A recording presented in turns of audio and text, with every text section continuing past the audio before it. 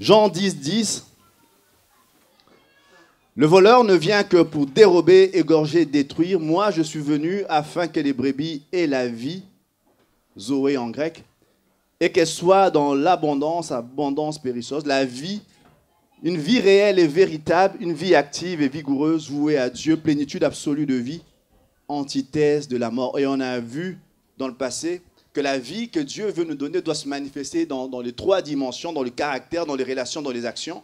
On était dans les actions et on a vu qu'un des évangélistes qui parle le mieux de ça, en tout cas pour moi, c'est Matthieu, l'apôtre Matthieu. Il parle du fait de former les disciples. Il finit son évangile par les derniers mots de Jésus qui envoie ses disciples d'aller et de former d'autres disciples. Moi, j'aime ça. Le livre de Matthieu est articulé autour de 5 grands discours de Jésus. Et entre les discours, il y a toutes sortes de choses que Jésus faisait, des miracles, toutes sortes de choses. Mais le livre de Matthieu est articulé autour de 5 grands discours.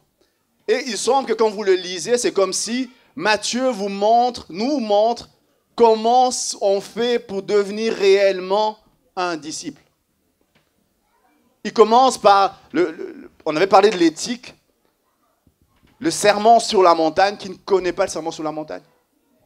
C'est un long sermon, ça prend 3 chapitres dans Matthieu. Et là, il est en train de décrire les aspects éthiques de la vie chrétienne.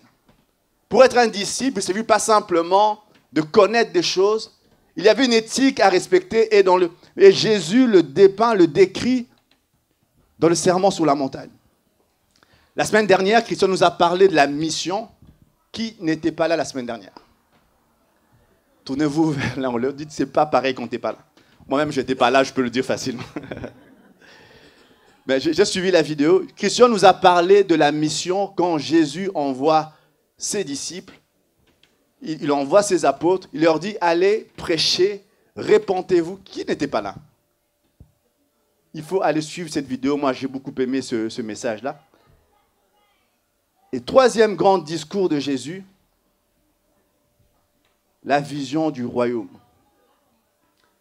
savez, quand le ministère de Jésus commence, dans Matthieu, il y a d'abord, il est baptisé, l'Esprit de Dieu descend, et puis il y a cette confrontation avec Satan dans le désert. Jésus est tenté pendant 40 jours, le diable est venu, le diable vient lui dire, à un moment le diable lui dit, écoute, adore-moi, et je te donnerai tous les royaumes de la terre, car cela m'a été donné. Vous connaissez ça? Et puis Jésus lui répond, tu n'adoreras que le Seigneur lui seul. Et puis à un moment, juste quelques versets plus loin, le ministère de Jésus commence. Matthieu 4, 17. Dès ce moment, Jésus commençant à prêcher et à dire, répentez-vous, car le royaume des cieux est proche. Vous vous souvenez que c'était le même message que Jésus, la semaine dernière, Jésus disait à ses apôtres d'aller dire, répentez-vous, avec les mêmes mots, répentez-vous, car le royaume des cieux est proche. Vous savez, quand vous lisez un texte, je ne sais pas si vous avez fait ça dans le passé, moi quand j'étais dans le secondaire, on vous donnait un texte. Pour savoir de quoi le texte parlait, au-delà du fait de lire, deux fois on comptait le nombre de fois que un mot revient. Si vous prenez un texte et que vous avez 300 fois le mot joie qui vient, il y a à mon avis, il y a de fortes chances qu'on parle de la joie dans ce texte-là. Et quand vous lisez le livre de Matthieu, il y a des expressions qui reviennent tout le temps. Disciples et royaume des cieux. Il en parle plus que tous les autres apôtres. Il en parle énormément. Tous les apôtres parlent du royaume de Dieu, les autres évangélistes. Lui, il en parle énormément. Et quand vous le lisez, quand Jésus commence le message, on résume son message en ces mots, « Répentez-vous, car le royaume des cieux est proche. » Et moi, quand je le lisais, Christian en avait parlé un peu la semaine dernière, le diable lui proposait les royaumes de la terre. Et moi, j'aime, parce que le terme « royaume » qui est là en grec, c'est le terme « basiléo », qui veut dire pouvoir royal, royauté, domination, autorité, autorité qui gouverne un royaume, gouvernement simplement. Et moi j'aime, parce que alors que l'ennemi lui propose les royaumes de la terre, Jésus vient avec l'idée d'effectivement prendre les royaumes, mais pas de la façon dont l'ennemi pensait. L'ennemi pensait pour négocier, Mais Jésus est venu prendre réellement une autorité. Je ne sais pas si vous saisissez ça. C'est un royaume qui est... Et moi, j'aime... Parce que dans certaines versions, Jésus dit, répentez-vous, changez de mentalité, car le royaume des cieux est à portée de main. Le royaume des cieux approche, il est vraiment à portée de main. On va lire plus loin. C'est le passage que Christian avait lu la semaine dernière. Ça, il envoie ses apôtres, il leur dit, allez prêcher et dites, le royaume des cieux est proche. Guérissez les malades, ressuscitez les morts, purifiez les lépreux, chassez les démons. Vous avez reçu gratuitement, donnez gratuitement. Jésus raconte, il dit, le royaume des cieux est proche, le même message, et il raconte ce qui arrive quand le royaume des cieux est proche. Vous savez, moi j'aime bien lire. Je lis des fois des trucs de machin d'astronomie. Des fois, je me demande pourquoi j'ai lu ce truc-là, mais je l'ai lu quand même. Et on découvre actuellement toutes sortes de planètes un peu partout dans le système solaire, même au-delà. Et à un moment, il y a des planètes qu'on ne voit pas. Je parle à ma femme, elle ne semble pas très intéressée, mais faites semblant d'être intéressée ce matin. Il y a des planètes qu'on ne voit pas. Vous savez, le matin, on vous parle d'astronomie le matin, c'était pas génial. Il y a des planètes qu'on ne voit pas. On sait qu'il y a une planète juste parce que les éléments célestes qui sont là n'agissent pas de la même façon. Il semble que quand vous observez, il semble que les planètes, au lieu de tourner d'une certaine façon, les éléments qui sont là tournent d'une autre façon. Et on peut dire, même si on ne la voit pas, on sait qu'il y a une planète à cet endroit-là. Pourquoi ça? Parce que simplement les effets qu'on voit autour nous disent qu'il y a quelque chose à cet endroit-là. Et même si on ne voit pas, on peut même en calculer la masse, la puissance d'attraction. Il y a un truc à cet endroit-là. Vous savez, c'est ma pensée. Jésus dit, quand le royaume de Dieu approche, il y a des trucs qui vont se passer, les règles de la nature vont être bouleversées. Et là, vous saurez qu'il y a quelque chose qui est en train de se passer, il y a quelque chose qui est en train de venir. Le royaume des cieux. Lorsqu'il vient, il bouleverse les lois de la nature. Moi, j'aime ça. Vous savez, quand l'apôtre Paul parle, il dit une expression que moi j'aime bien. Il dit, vous êtes ambassadeurs de Christ. Quand on parle de royaume, ça peut être un peu abstrait, mais les gens à qui Matthieu s'adressait savaient exactement ce que c'est un royaume. Nous, en Belgique, on est censé le savoir aussi. Ce n'était pas une notion philosophique, c'est une question d'appartenance, de citoyenneté. Donc quand vous venez, quand je vous parle de royaume, et l'apôtre Paul le dit, lorsque nous venons à Christ, nous n'adhérons pas juste à un système de pensée, nous adhérons à une nouvelle citoyenneté, je dirais. Nous entrons dans le royaume des cieux. Et Jésus donne la clé, il dit pour aller là, pour entrer, la clé c'est d'abord la repentance. J'aime ça. Ce qui fait qu'on est dans le royaume des cieux, ce n'est pas le fait d'être à l'église ce matin. Vous êtes à l'église ce matin, pour la plupart d'entre vous, parce que vous faites partie du royaume des cieux. Vous n'êtes pas du royaume des cieux parce que vous avez chanté ce matin. Vous avez chanté ce matin parce que vous êtes d'abord du royaume des cieux, parce que vous avez une belle voix, vous avez passé des auditions. Ça va ensemble. C'est parce qu'il y a d'abord cette appartenance au royaume que tout le reste vient après. Amen.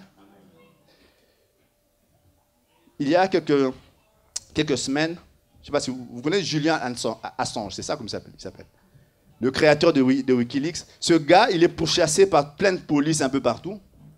Il se trouve en Grande-Bretagne. Et là, on ne peut pas lui mettre la main dessus parce qu'il est dans une ambassade.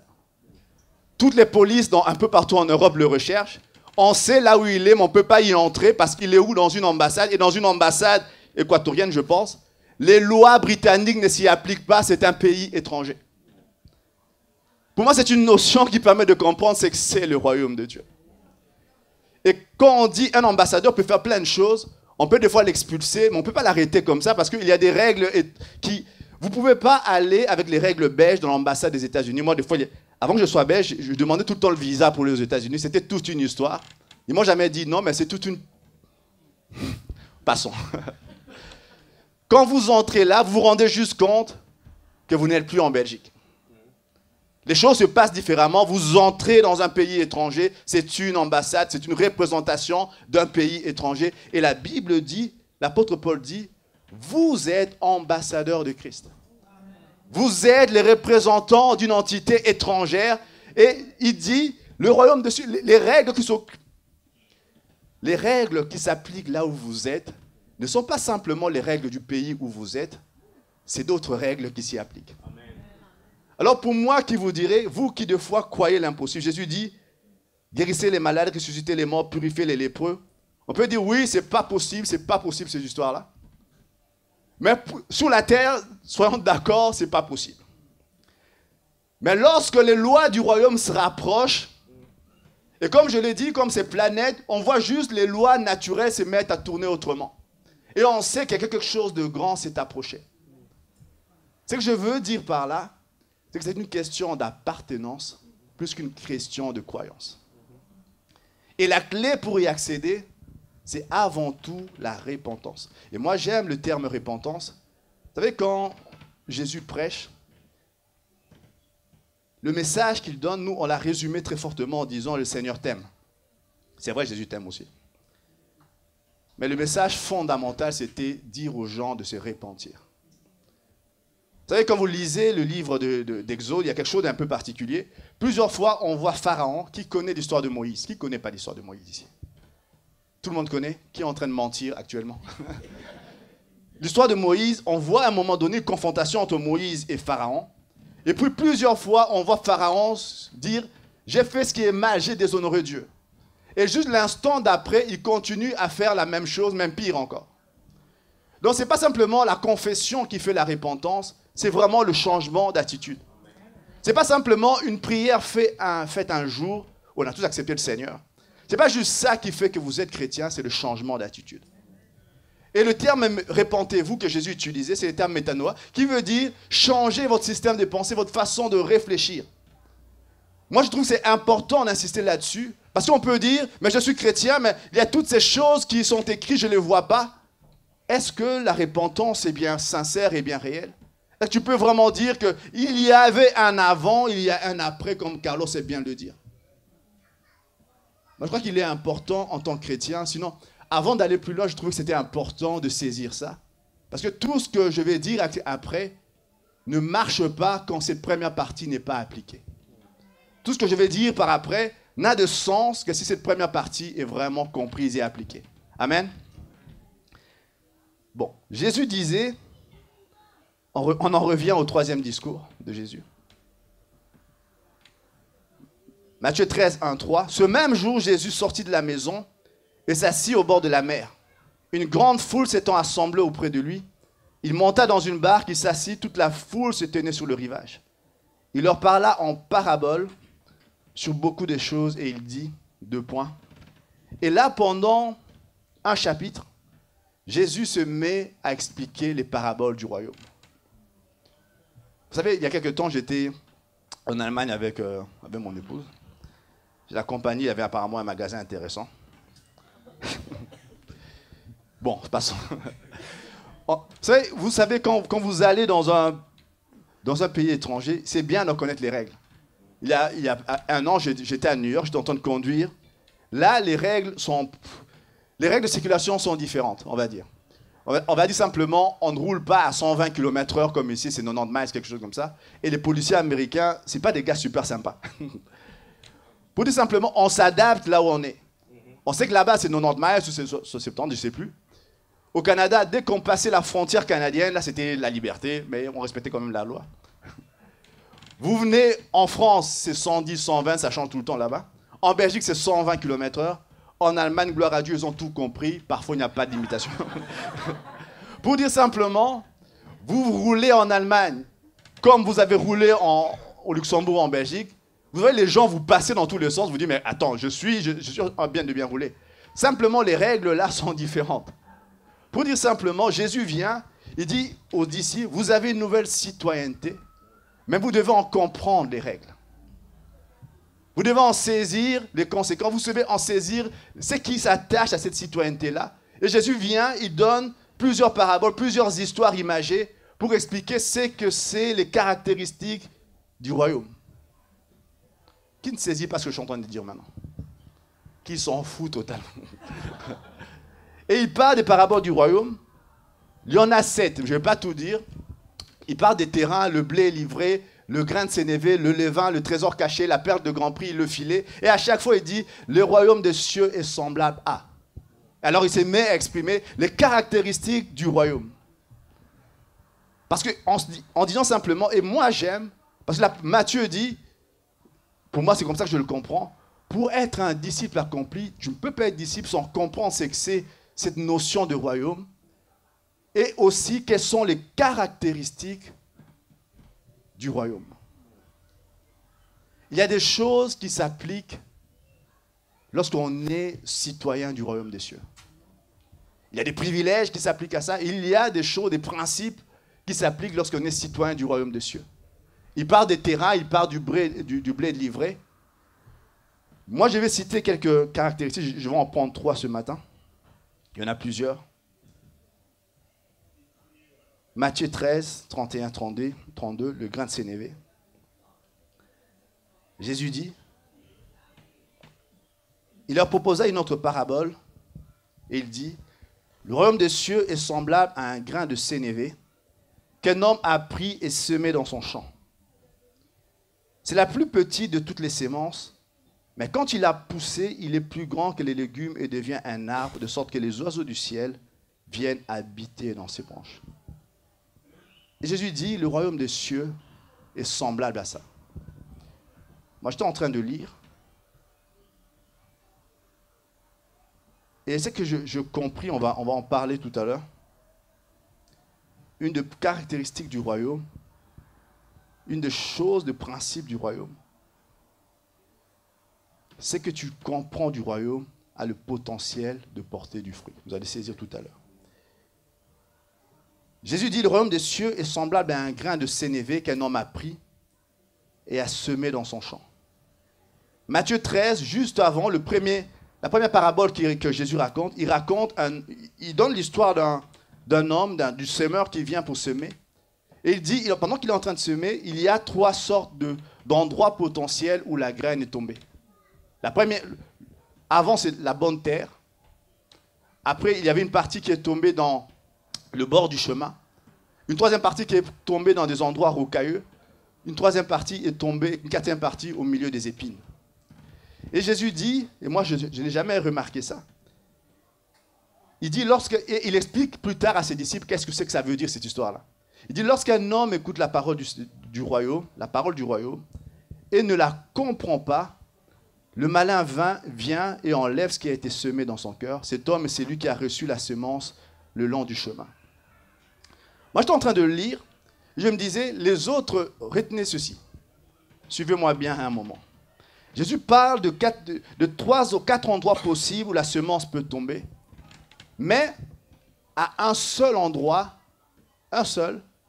l'ennemi est capable de venir et d'enlever. Vous avez remarqué ça? Qui est en train de ne pas comprendre ce que je dis actuellement? Il est en train de semer, il dit le semeur est en train de semer. Ça tombe dans la bonne terre, ça va pousser sans problème. Ça tombe au niveau des cailloux. Là, ça essaie de pousser, mais il n'y a pas de profondeur, il n'y a pas de racines, ça finit par mourir. Ça tombe au milieu des épines, ça finit par pousser, mais les épines sont là et ça finit par étouffer, ça finit par mourir. Mais quand ça tombe le long du chemin, rien ne se passe et l'ennemi vient prendre. Et il explique ça, c'est quoi le long du chemin? C'est quand tu n'as pas compris, l'ennemi vient et il prend. Vous avez saisi ce que je veux dire? Le long du chemin, c'était quoi? À cette époque-là, vous savez, quand Jésus utilisait les paraboles, il utilisait les choses que pour nous, on n'est plus du tout on ne vit plus dans un monde rural comme à ce moment-là. C'est des choses qu'on a du mal à comprendre. Eux, ils saisissaient très bien parce que c'était leur quotidien. Celui qui était en train de planter, il y avait le long, à côté des champs, des endroits où on ne plantait pas. C'était des endroits de passage où les gens passaient pour vaquer à leurs occupations. À cet endroit-là, en plus en Israël, il fait chaud, beaucoup de gens passent, la terre se tasse et cet endroit devenait dur.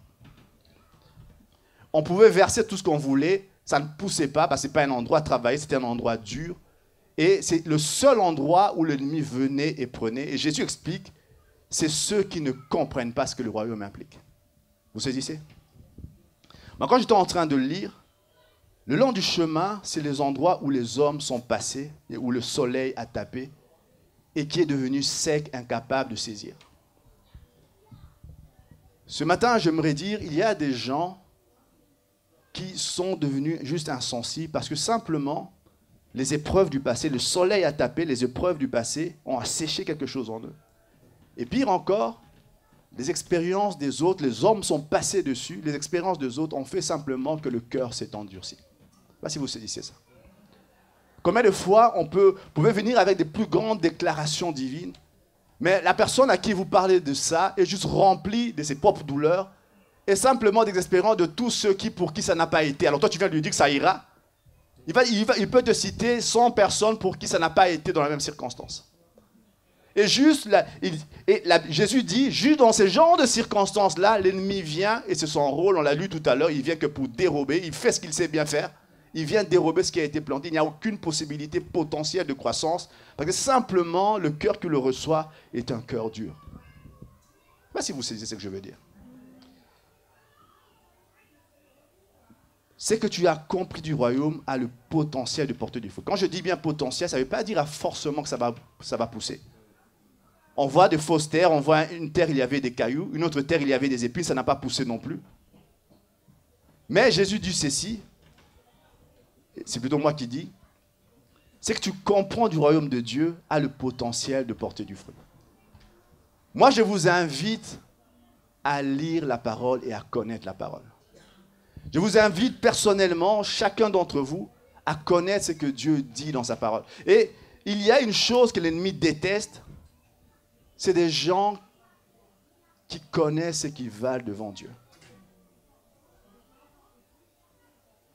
Il y a quelques jours, on était en train de prier avec des frères. On était ensemble en train de prier, c'était lundi passé. Il y a une des choses, c'est une pensée qui venait en moi, parce que j'avais vécu des circonstances dans la semaine, où j'ai vu des gens venir avec une culpabilité. Vous savez, la culpabilité, c'est des gens qui se reprochent énormément des choses qu'ils ont faites. Et à la limite, on peut discuter avec eux, ça peut aller. Et j'ai vu des gens, la semaine dernière, qui vivaient dans la honte. La honte, c'est pas une... On ne se reproche pas ce qu'on a fait, on se reproche ce qu'on est. Vous voyez la nuance? Les gens, il a fait quelque chose, il a commis, et quelquefois, la personne est victime. Elle est victime, c'est souvent quelqu'un l'exemple dont je parle, c'est quelqu'un qui a été abusé et qui vit dans la honte alors que c'est elle est une victime. La personne est une victime, elle vivait dans la honte, toute sa vie dans la honte. Et ça, et quand on est en train de prier, l'ennemi aime bien qu'on reste figé dans des situations pareilles. Il aime bien qu'on reste figé. La dernière fois, Carlos nous parlait d'identité. Je ne sais pas si vous vous souvenez de ça, moi c'est le dernier message auquel j'ai participé ici. Carlos, il a parlé de 2 fils. C'est bien ça? Je ne me trompe pas. De 2 fils prodigues, d'un fils qui a dilapidé le bien de son père et qui revenait tout honteux, et du deuxième fils qui était là, qui lui a toujours été fidèle. Et les deux venaient, et l'autre venait se réjouir, il disait, je vais aller vers mon père, il va m'accueillir comme un serviteur. Et son père fait une fête terrible parce qu'il revenait. Et le fils qui a toujours été là, qui lui était jaloux, moi j'ai toujours été là, on n'a jamais fait de fête pour moi, et le père lui dit, mais ce qui est à moi est à toi. Et ce jour-là, Carlos nous expliquait que ces deux-là, même si dans notre conception ça peut nous choquer, ces deux-là étaient fils l'un comme l'autre. Celui qui pensait être toujours correct était fils. Celui qui avait tout dilapidé, ça va nous choquer, il était fils au même niveau que l'autre. Le pire, il allait avoir un deuxième héritage. C'est pas écrit comme ça, mais je le dis comme ça. Pour dire simplement que quand celui qui venait là était dans une culpabilité, il était dans une culpabilité de ce qu'il avait fait, et peut-être de ce qu'il était, il venait, ma nature a changé, j'ai commis des choses terribles, horribles, c'est que je suis à changer, je viens simplement pour que le Seigneur, pour que mon père m'accepte comme un serviteur. Et quand il vient, son père lui dit, il l'accueille comme un fils, parce que sa nature, ce qu'il était réellement, n'avait pas changé malgré ce qu'il avait accompli. Ce que je veux dire, c'est que l'ennemi aime bien nous maintenir dans une situation où nous ignorons ce que nous sommes réellement devant Dieu. Moi, je dirais ceci, c'est que tu comprends de Dieu, c'est que tu comprends du royaume, a le potentiel de porter du fruit. C'est que tu as saisi de Dieu. Moi, je vous invite à lire la parole, je vous invite à connaître la parole de Dieu. Parce que c'est que vous ignorez, ça ne va pas porter du fruit. Mais les dimensions que vous saisissez de Dieu, Quand vous avez saisi une nouvelle dimension du Seigneur, commencez déjà à vous réjouir parce que vous allez voir des fruits venir. Ce n'est pas automatique, c'est clair, mais les choses vont commencer à changer quand vous avez compris certaines dimensions de Dieu. Quelqu'un dit Amen ce matin?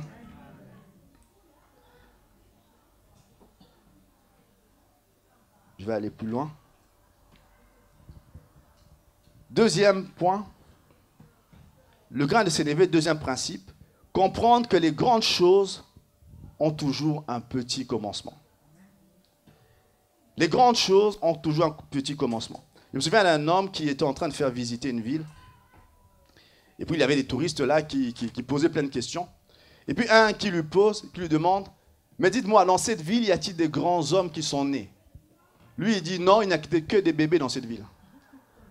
Pour dire, tout le monde, il n'y a que des bébés qui sont nés dans cette ville. Tout le monde, ça commence toujours quelque part. Et peu importe la grandeur de ce qu'on voit par après, ça commence souvent par quelque chose de petit. Ça commence toujours par quelque chose de petit. Comprendre, et moi j'aime bien, j'ai mis une photo.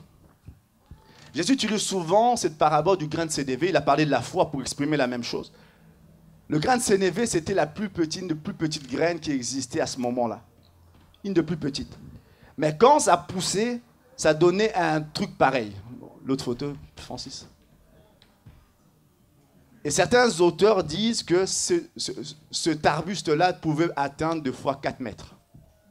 Et tout commençait par un petit truc. Le royaume des cieux, et mon point est celui-ci, les grandes choses avec Dieu commencent toujours par quelque chose de petit.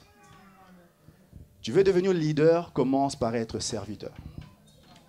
Tu veux devenir, je ne sais pas quoi, missionnaire, je ne sais où, commence par parler simplement aux gens autour de toi. Les grandes choses commencent toujours par des choses petites. Peu importe ce que Dieu vous a mis à cœur, il y a peut-être des gens ce matin qui ont un appel particulier par rapport à Dieu. Et vous êtes assis en train d'attendre que l'appel se produise. Commencez là où vous êtes par les plus petites choses que vous avez à faire. J'aimerais dire, vous êtes des gens qui sont appelés à être des grands évangélistes. Venez avec moi, on va peindre dans la nouvelle salle, on a besoin. On en parlera tout à l'heure. Pour dire, commencez par les plus petites choses que vous trouvez à faire, faites-le avec force. Les grandes choses commencent toujours par les petites choses. On a écouté la musique ici, c'était complexe, c'était varié. Tout ça a commencé par... Il y a combien de notes? 8, 9, 4? Il y en a combien? Il y en a combien? Do, ré, mi, fa, sol, la, si, do. Il y en a combien là? Je ne sais plus. Il y en a 7. Tu mens pas, il y en a 7. Tout ça est un arrangement complexe de ce truc-là. On dit des tas de mots actuellement, on est en train de dire... Tout ça, c'est un arrangement complexe des 26 lettres de l'alphabet. Pour dire les grandes choses commencent souvent par quelque chose de petit. Peu importe ce que le Seigneur vous a demandé de faire ou de devenir, tout commence par quelque chose de petit.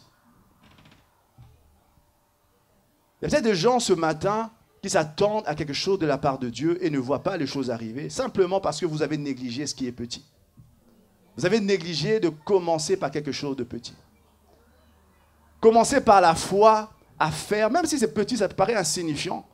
Commencez par là, bien souvent. Vous savez, quand vous voyez cette graine, je remets cette photo. Impossible de penser que dans ce petit truc, il y a tout un potentiel pour faire un arbre de 4 mètres. Il faut avoir la foi pour penser ça. Impossible de penser à ça parce que simplement ça paraît petit, ça paraît minuscule.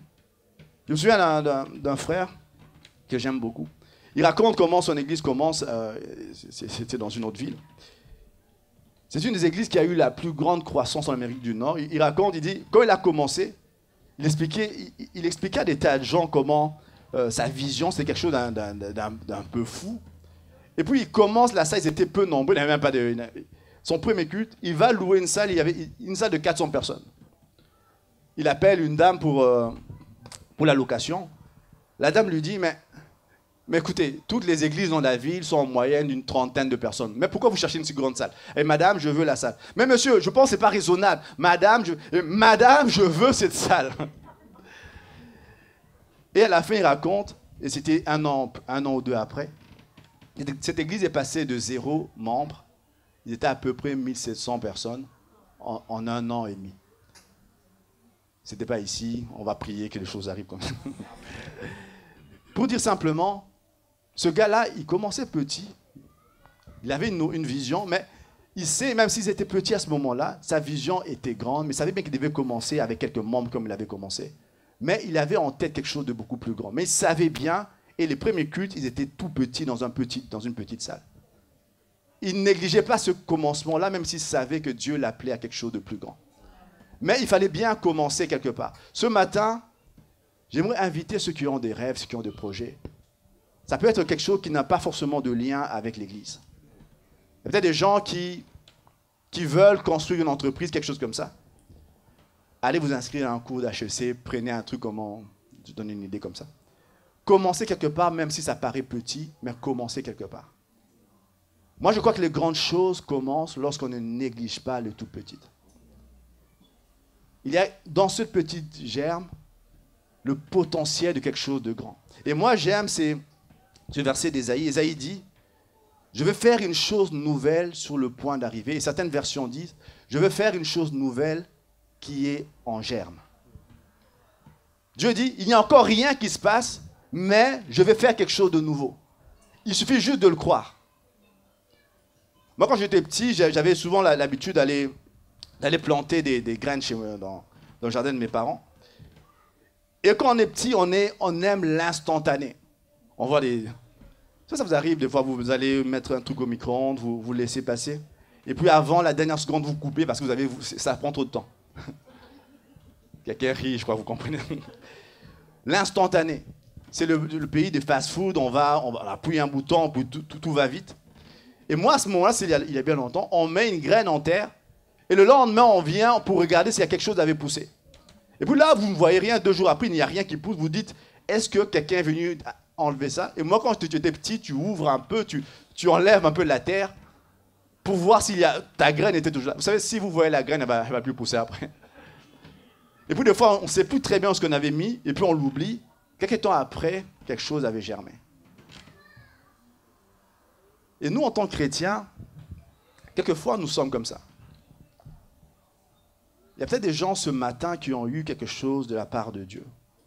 Là, je ne plaisante plus. Il y a peut-être des gens ce matin qui ont eu quelque chose de la part de Dieu. Un message par rapport à quelque chose de précis que Dieu leur a dit.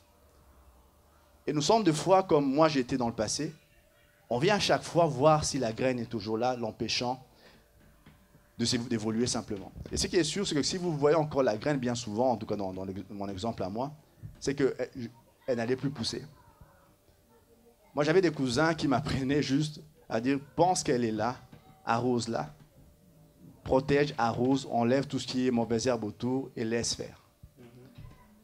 Ce matin, il y a peut-être des gens qui ont reçu quelque chose de particulier de la part de Dieu. Par rapport à votre santé, Dieu vous a peut-être promis une guérison, quelque chose comme ça. Mais seulement les jours passent, les mois passent, vous avez l'impression que les choses n'arrivent pas. Et vous avez tendance à venir remettre en cause ce que Dieu a dit. Couvrez-les et arrosez par la prière et continuez à croire. Peut-être des gens ce matin qui ont reçu une parole de la part de Dieu et vous dites, ça fait longtemps, cette parole a dû sûrement périmer, la graine est sûrement morte. La plupart des gens, il y a un homme qui me parlait, qui parlait, c'est quelque chose qui m'avait frappé. Il parlait d'une forme de bambou qui existe. Quand vous le mettez en terre, pendant 7 ans, rien ne se produit. Pendant 7 ans, vous avez un truc qui va en profondeur. En extérieur, rien ne se produit. Et puis du jour au lendemain, on a un truc qui pousse et on dit que ça prend plusieurs centimètres par jour. Mais après 7 ans, pendant 7 ans, on a juste l'impression qu'il n'y a rien qui se produit, rien, tout est mort, il n'y a pas un moindre mouvement qui se produit. Mais en profondeur, quelque chose était en train de prendre place. Ce matin, il y a peut-être des gens qui sont l'épreuve du bambou actuellement. Vous avez mis en terre quelque chose et vous avez l'impression que le temps passe et que les années passent. Moi, je commence à prendre de l'âge. Tout est en train de partir en l'air. Rien ne se produit. Mais croyez-moi, il y a quelque chose qui est en train de se passer en profondeur. Moi, mon cousin m'a appris que apprends juste à croire qu'il y a quelque chose là. Tu ne vois rien, mais arrose. Tu ne vois rien, mais chaque matin, tu viens, tu arroses. À un moment, j'oubliais. Tu viens, tu arroses et tu laisses faire. Moi, les arbres que j'arrosais, ça ne prenait pas autant de temps. Mais pour certains d'entre vous, vous êtes en train de planter des bambous. Prenez juste, ayez juste cette confiance de mettre en terre et de vous mettre à arroser. Dieu dit, je veux faire une chose nouvelle qui est encore en gestation. Mais je veux déjà la faire. Vous savez, quand Carlos qui aime bien dire, quand Dieu dit une chose, il a déjà accompli. Il a dit qu'il va le faire, et tout est déjà là-dedans, mais à nos yeux, ce n'est pas visible, c'est quelque chose qui est en gestation, il faut juste y croire. Ce matin, c'est une invitation pour chacun d'entre vous, pour ceux qui ont reçu des promesses de la part de Dieu. Apprenez juste à y croire, même si ça prend du temps. Apprenez juste à y croire, apprenez à arroser là où vous êtes, même si vous avez l'impression que rien n'est encore en train de se produire. Vous savez, des fois on lit des versets bibliques. Là, je vais vous parler de Pline l'Ancien. Évangile selon Pline l'Ancien. Ça n'existe pas, vous. C'est un gars qui a vécu, c'est un naturaliste qui a vécu dans l'Antiquité. Il parle de la moutarde. Le grain de sénévé, c'est aussi la moutarde, c'est un autre terme pour dire la même chose.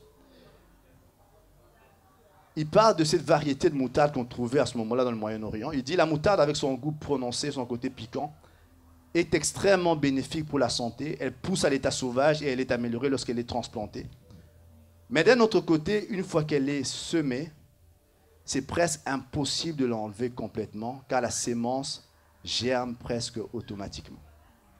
Voyons un peu la plante que j'ai mise là. Tu peux remettre la photo, Francis, si tu veux bien. Cette plante-là commençait par une petite graine et elle commençait à grandir. Et on va avoir plusieurs graines là qui vont tomber et chacune des graines a le potentiel de produire d'autres arbres pareils. Et les gens disaient que quand vous mettiez ce bazar-là dans votre potager, c'était juste impossible après, maintenant on a peut-être des méthodes différentes, on va mettre des produits chimiques. À l'époque, c'était juste impossible après de l'enlever parce qu'elle s'accrochait réellement. Et moi, quand je lisais ça, je me disais, waouh, c'est un troisième principe du royaume, apprendre à ne jamais lâcher. Apprendre à ne jamais lâcher. J'écoutais un message d'un frère qui racontait la conversion de son frère, ça m'avait vraiment fait du bien. Il disait qu'il a toujours vécu dans une famille chrétienne, et pendant des années, ils allaient à l'église, et puis tout d'un coup, son frère s'est éloigné de Dieu totalement, il est parti de la maison. Et puis un jour, le frère est venu à la maison, et son père, les parents étaient en train de prier, ils étaient très inquiets, comme certains parents on comprend qu'ils soient inquiets. Son frère vient, et son père commence à lui lire Proverbes 4, 5 et 6. Vous connaissez ces proverbes-là? C'est le fils qui fait honte à sa mère. Son père commence à lui lire ça. Et puis tout d'un coup, le frère se met à genoux, se met à prier. Non, non, non. Le frère furieux, il s'en va. Il s'en va en colère. Et puis là, il essaie de démarrer sa voiture. Il faisait très froid à ce moment-là. La voiture ne démarre pas. Il essaie plusieurs fois, la voiture ne démarre pas. Et puis il revient en jurant tout ce que vous voulez. Et son père lui dit, écoute, là, ça sera un signe pour toi que Dieu t'appelle à revenir. Viens avec moi, on va démarrer cette voiture. Le père prie. Le fils lui dit, mais tu racontes n'importe quoi. Il met son volant, il tourne. Brrr, la voiture se met à démarrer. Le père qui est là. Et le fils sort, il se met à genoux à prier, tout ça. Non, non, pas du tout. Il s'en va. Il continue sa vie comme c'était. Et un jour, des mois après, les parents n'avaient aucune nouvelle de leur fils. Et puis en pleine nuit, la mère se réveille, comme des fois ça peut prendre. La mère se réveille. Il réveille son mari en disant, écoute, notre fils, ça fait des mois et des mois qu'on ne sait plus qu'est-ce qu'il est devenu, on ne sait pas s'il est mort. Prions. En pleine nuit, le père, il se met à genoux autour du lit, il se met à se tenir, il se met à prier à ce moment-là. Il prie pendant longtemps, et puis à un moment, il s'endort. 10 minutes après, là, le téléphone sonne. C'est la police qui appelle pour dire, monsieur, bonjour, est-ce que vous connaissez tel? Il dit, oui, c'est notre fils. Il dit, oui, il ne s'est rien passé de grave, mais il a une voiture luxueuse. Je veux juste savoir si c'est bien sa voiture. Et puis le père dit, oui, il a une voiture comme ça. Tout va bien, oui, tout va bien, il n'y a pas de problème, on voulait juste vérifier. Mais le père dit, écoutez, dites-lui de venir nous voir. Et le policier a transmis le message. Et puis le frère est venu à genoux en se demandant, non, non, non, ça ne s'est pas passé comme ça non plus. Il est parti de continuer à faire sa vie. Et les parents ont continué à prier sans lâcher. Et là, moi, j'aime parce que Dieu lui a tendu une embuscade. Il s'est lié d'amitié avec d'autres personnes qui sont chrétiennes. Et là, à ce moment-là, il est touché. Et il revient plusieurs semaines après, plusieurs mois après. Il vient juste dire à ses parents, j'ai rencontré le Seigneur. Moi, j'aime raconté cette histoire-là. Parce que le parent a fait ce qu'il pouvait. Ils ont fait quelque chose encore de plus grand. Ils n'ont pas lâché, ils sont mis à prier. Et moi, j'aime quand Dieu tend des embuscades.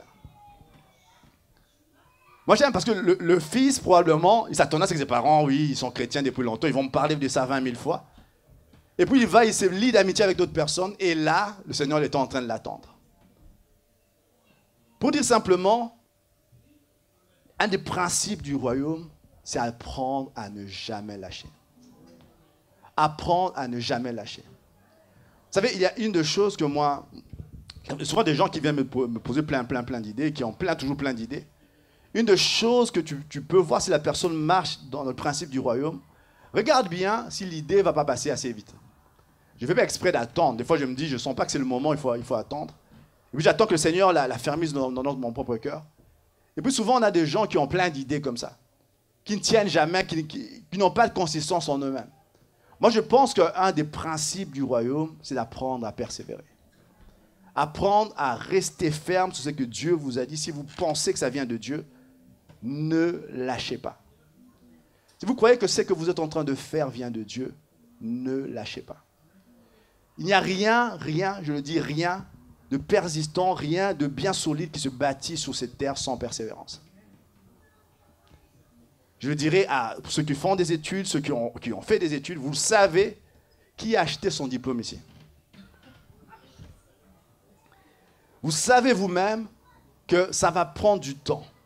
Moi, dernièrement, j'étais à Liège avec Ted. On passait par des endroits. Moi, certains endroits, ça me rappelait, oui, ici, il racontait, oui, bientôt, ça va être la foire à Liège. Et moi, quand il me racontait tout ça, je me voyais, oui, ça va être la bloc, je vais être... Parce que pendant ce temps-là, quand il y avait la foire, tout ça, moi, Liège, je l'ai vécu devant mes bouquins, je veux dire. Il y avait la foire. Moi, je savais que quand la foire commençait, c'était les partiels, on appelait ça. Toi, tu disparaissais pendant plusieurs semaines. Et quand Pâques arrivait, tu savais que toi, tu disparaissais pendant plusieurs mois. C'était simplement la rançon pour faire ce que je faisais comme étude, il fallait faire ça.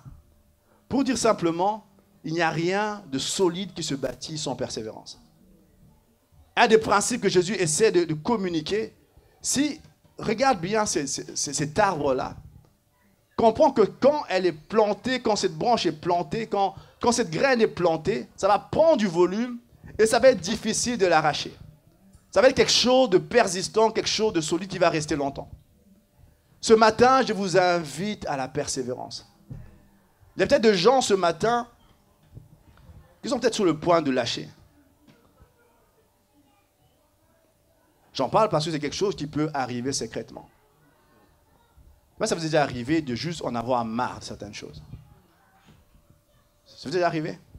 Vous faites le maximum de ce que vous pouvez, vous entendez, les gens vous disent... Vous savez, vous pouvez faire tout ce que vous voulez, vous entendez des gens dire des choses qui vous blessent. Et des fois, tu te demandes, mais qu'est-ce que je lui ai fait, ce gars, pour dire ça? Et puis, à un moment, tu vois des gens à l'extérieur qui, eux, ne font moins que ça et semblent vivre une vie paisible sans se prendre la tête avec toutes ces histoires. Je ne sais pas si vous comprenez ce que je dis ce matin. Et vous, des fois, vous avez juste envie de dire, ben écoutez, je vais juste laisser, j'en ai marre de ça. Ça vous est déjà arrivé d'avoir envie d'arrêter? Non? Ça vous est déjà arrivé? Je me souviens, il y a quelques années, j'étais dans une conférence de pasteurs, c'était au Canada.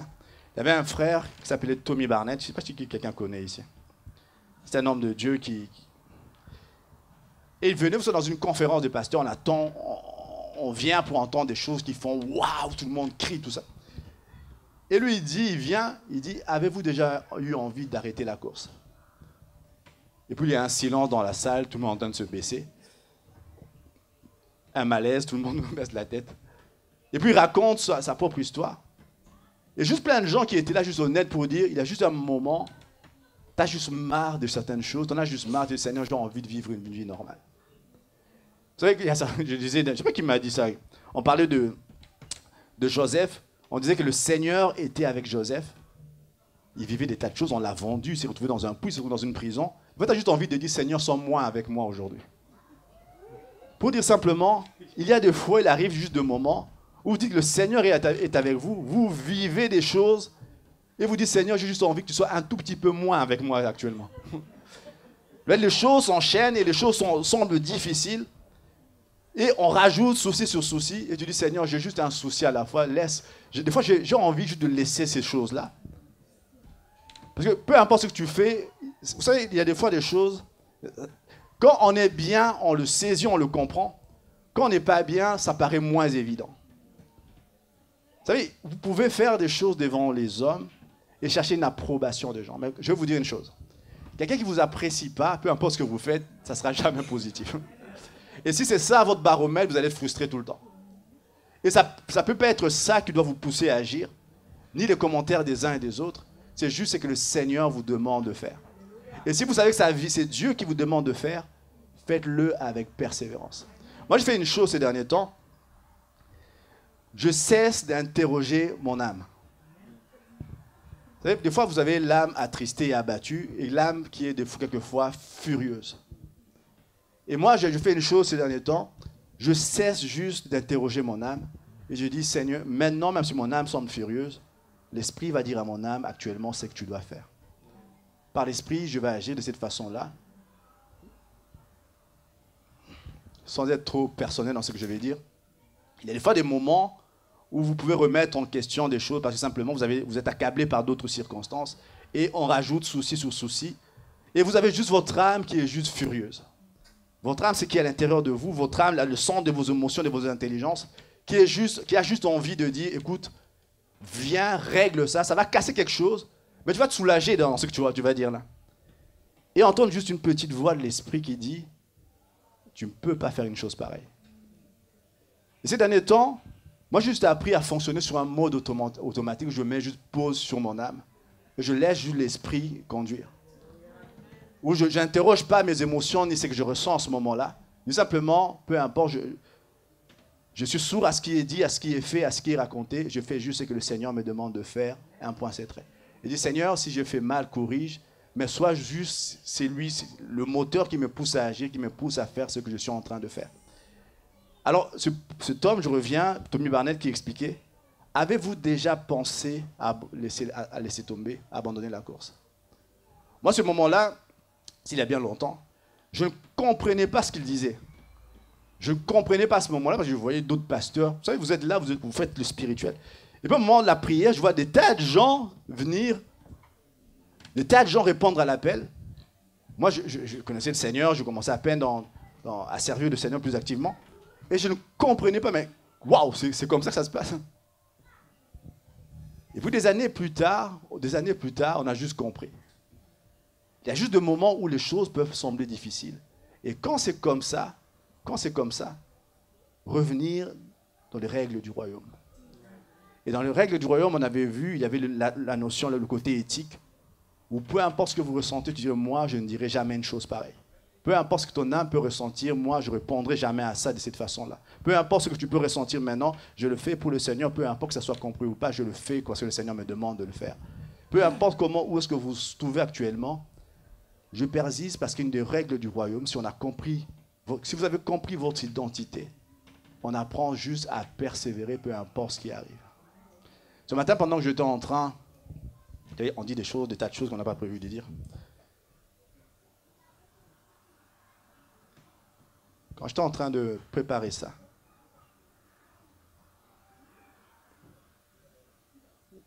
le Seigneur aide-nous simplement. Je ne sais pas s'il y a des gens ce matin qui ont déjà pensé laisser tomber. Laisser tomber quoi? On va être chrétien ce matin. Il y a des fois des choses qui peuvent paraître difficiles. Et moi, j'ai déjà vu des tas de gens qui ont juste eu envie, et je peux comprendre, dit simplement, ça paraît tellement difficile. La Bible dit une chose, le malheur atteint souvent le juste. Et moi, des fois, la deuxième partie, on dit, Seigneur, je ne vois pas la deuxième partie, mais le Seigneur l'en délivre toujours. Mais ça tarde. Je vois juste que le malheur atteint souvent le juste. Et je dis, Seigneur, j'ai juste envie d'être un peu moins juste pour vivre une vie tranquille. Je ne sais pas si ça vous parle, ça. Il y a des fois des moments où vous vivez des choses, vous avez juste envie de faire une pause, d'arrêter. Et dit simplement, Seigneur, je n'ai juste assez à ce moment-ci. Tu étais avec Joseph, mais Joseph a connu la prison, tout ça. Oui, à la fin, il est devenu Premier ministre. À la fin, il a sauvé tout son peuple. Mais 40 ans, il a été dans la prison, il a été dans la fosse, il a été vendu par ses frères.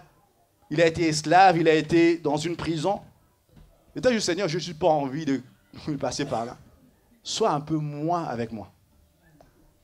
Ce matin, c'est une invitation à ceux qui... Et quand je le dis, ça peut paraître un peu drôle, mais ceux qui sont passés par là. Vous savez, au Canada, il y a quelques années, quand Tommy Bardet racontait ça, pour moi, ça me paraissait un peu...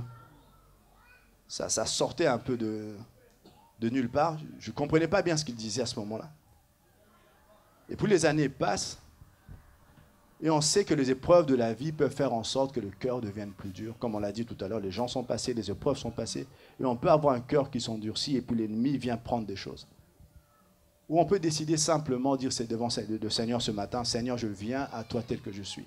Il y a des choses qui sont en train peut-être des choses en moi qui sont en train de partir. Il y a peut-être une identité du Fils du royaume qui est en train de se perdre.